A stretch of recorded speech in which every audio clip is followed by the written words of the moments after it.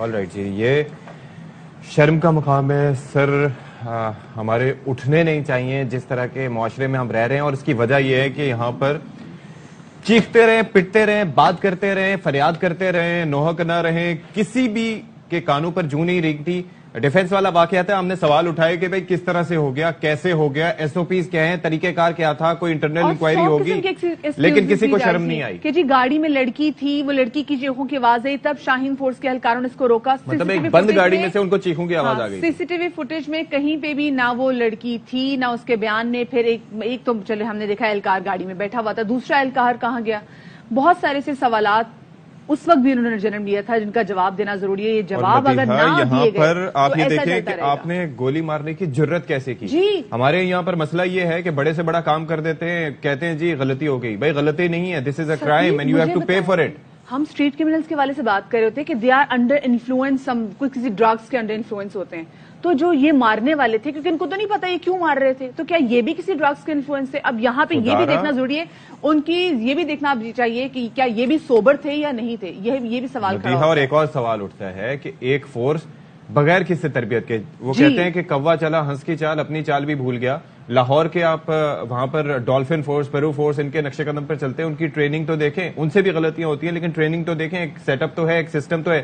یہاں پر بس 300 بندے ڈپیوٹ کیے ڈسٹرکٹ پولیس سے اٹھا کے جا کے ان کو لگا دیا، اور وہ اور مدیحہ اور دوسری چیز یہ ہے کہ یہ شاہین فورس سے زیادہ گدھ فورس کا کردار ادا کر کے، بلکہ ایسے تو وہ بھی نہیں کرتے۔ بالکل آپ نے صحیح بات کی۔ اچھا ہمارے نمائندے نذیر شاہ اس وقت ہمارے ساتھ موجود ہیں۔ نذیر شاہ، یہ کچھ پتا چل پایا یہ جو 3 اہلکار تھے انہوں نے کس وجہ پہ عامر حسین کو روکا، اور اس کے بعد جب وہ پوچھتا بھی رہا کہ میں نے کیا کیا، میری خطا کیا، اس پہ گولیاں برساتے رہے؟ بالکل دیکھیں مدیحہ، آپ یہ جو واقعہ ہوا ہے انتہائی افسوسناک واقعہ ہے، جس میں ایک ایسے شخص کو گولی مار دی گئی جو نہ صرف نہتہ تھا بلکہ مبینہ طور پر بے قصور بھی تھا۔ اور اشفاق بھائی نے جس طرح بات کی کہ ڈیفنس والا جو واقعہ تھا، آج تک وہ واقعہ حل نہیں ہوا، اور ہم ایک اور شاہین فورس کے اہلکاروں کی غلطی ہمارے سامنے آ چکی ہے۔ سب سے پہلی بات تو ہے جس طرح آپ نے کہا یہ 3 اہلکار تھے، یہ 3 نہیں، یا تو یہ 2 ہونے چاہیے یا 4 ہونے چاہیے۔ شاہین فورس اہلکاروں کی ایس او پی ہے کہ ایک موٹر سائیکل پر 2 اہلکار ہوتے ہیں، 2 موٹر سائیکلوں پر 4 ہوتے ہیں، تو یہ 3 اہلکار کیوں ڈپیوٹ کیے گئے تھے؟ عزیز بھٹی تھانے میں اظہر نامی ایک افسر ہے جس کی ذمہ داری ہے کہ وہ شاہین فورس کے اہلکاروں کو مختلف مقامات پر ڈپلائی کرے، اور ان سے اسٹریٹ کرائم یا کوئی ایسے معاملات جس کے اندر کوئی معاملہ ہو رہا ہے، شہری سے چھینا جھپٹی کی جا رہی ہو، تو وہ اس پر مقابلہ کرے یا ان کو گرفتار کرے۔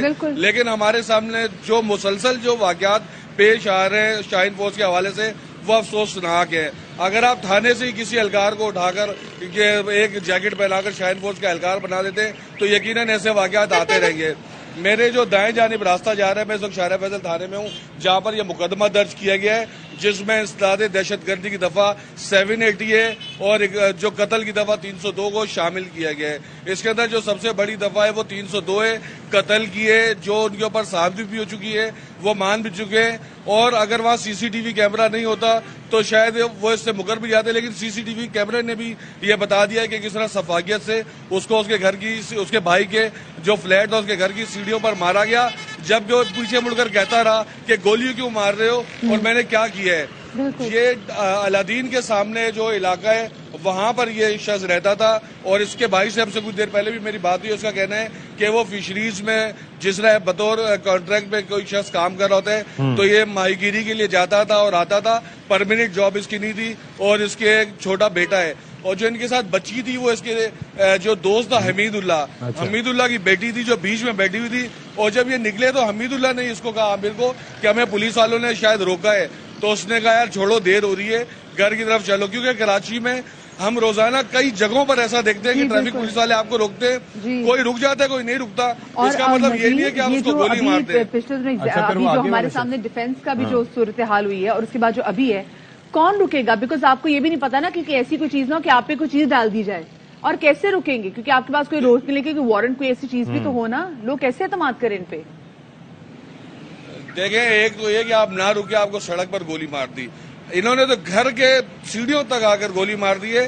قانون کی ایک سیکشن ہے 100 دفعہ 100 کے تحت آپ کسی بھی ملزم کے ساتھ اتنی ہی طاقت کا استعمال کر سکتے ہیں جتنا وہ سامنے سے آپ کے سامنے آ رہا ہو، اگر اس کے پاس کلاشن ہے تو آپ اس طاقت سے اس کے پیچھے جائیں گے، اگر اس کے پاس پستول ہے تو آپ اس کا اس طرح مقابلہ کریں گے. لیکن اگر وہ نہتھا ہے اور آپ کو پتہ ہے اس کے پاس کوئی بھی اسلحہ نہیں ہے تو پھر آپ اس کو نہتے ہاتھوں سے اس کو گرفتار کریں گے، اس کے گرد دائرہ کریں گے. وجہ یہ کہ جب آپ دیکھ چکے تھے وہ فلیٹ تک پہنچ گیا ہے، سیڑھیوں تک جا رہا ہے، آپ کو پتہ ہے پستول نہیں ہے، آپ نے بغیر ایسے شخص جس کے پاس اسلحہ نہیں تھا آپ نے اس پہ گولیاں کیوں چلائی؟ ایک اور چیز ہے نذیر شاہ، آپ جب بات کر رہے تھے تو آپ یہ بتا رہے تھے کہ وہ 2 افراد تھے جو بیٹھے ہوئے تھے، بچی درمیان میں بیٹھی ہوئی تھی، ایسا ہی تھا؟ بالکل. تو وہ دوسرا شخص کہاں گیا؟ کیونکہ رپورٹ میں ہم نے بتایا کہ بچی موٹر سائیکل کی ٹنکی پر بیٹھی ہوئی تھی، تو وہ دوسرا شخص بھی تو ہوگا ظاہر ہے.